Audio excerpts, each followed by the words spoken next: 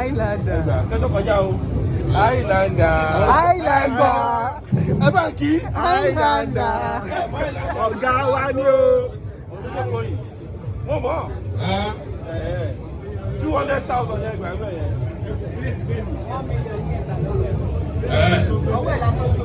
Okay.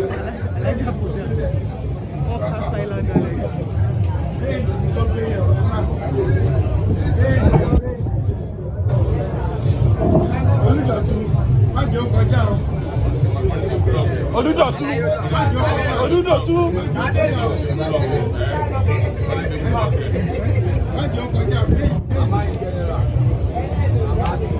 Wo bàbá lóye má bọ̀ bí wọ pẹ̀lú ìyàwó ẹ̀.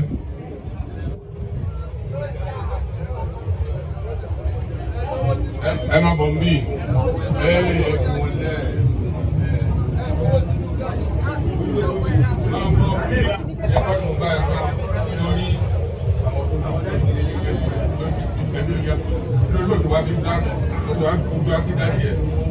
Lórí òtù wá lánàá kó tó wá kó tó dé ìlú ń bọ̀.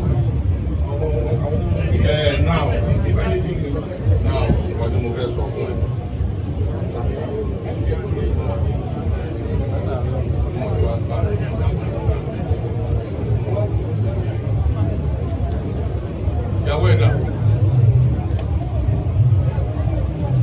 Yaweda.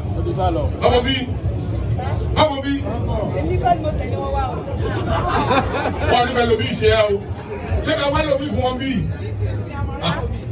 Ṣé ká wá ìyàwó mi fún wọn? Ìyàwó mi bá wò. Ọ̀pọ̀.